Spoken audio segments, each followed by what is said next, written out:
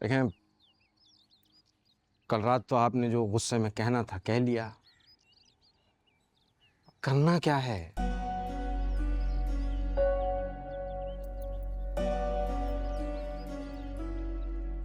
बहुत बड़ा मसला हमारे सरों पर खड़ा है।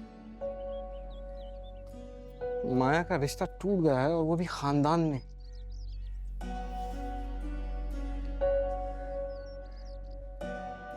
बस सिर्फ दुआ की जा सकती है कि वलीद किसी को कुछ ना बताए।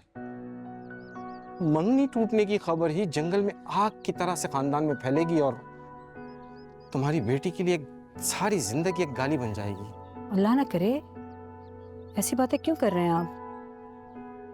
फिक्र न कीजिए। फिक्र कैसे ना करूं? तुम्हें जीना तो इसी बरादरी में है ना। सिर्फ माया नहीं, माया के साथ साथ मशल भी लपेट में आएगी। फिर देखो, या तो इन लोगों के रिश्ते नहीं आएंगे, और अगर आएंगे भी तो उन सबके जो मुंह फाड़ के जहेज मांगेंगे।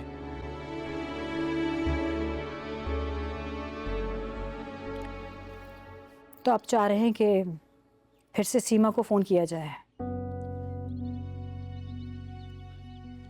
जो कुछ तुमने बताया है उसके बाद, और कल रात भी वलीद जो मेरी तौहीन करके गया है, उसके बाद उसे बहैसियत दामाद कबूल करना, ये हमें मजीद मुश्किल में डाल देगा।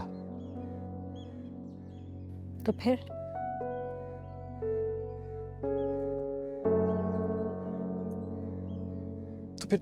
माया के लिए जल्द से जल्द कोई और रिश्ता ढूंढो, और इस बार सिर्फ मंगनी नहीं, उसकी शादी कर देते हैं। जो पढ़ाई वढ़ाई है वो, अगर उसका शौहर राजी हो तो वहीं से करे बस। लेकिन शहीद, इससे मजीद बदनामी नहीं होगी कि अभी एक मंगनी टूटी भी नहीं है कि दूसरी जगह रिश्ता डाल रहे हैं? लेकिन माया तो इज्जत से अपने घर की हो जाएगी। 2-4 दिन चैमिगोइयां होंगी, उसके बाद बात आई गई हो जाएगी। सही कह रहे हैं, लेकिन इतनी जल्दी कोई और रिश्ता भी तो होना चाहिए। मतलब लड़का, खानदान, ये सब भी तो देखना ही पड़ता है ना इन चीजों में।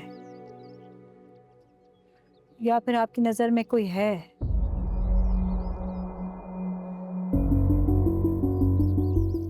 वो लड़का जिसकी वलीद से लड़ाई हुई थी, वो कौन है?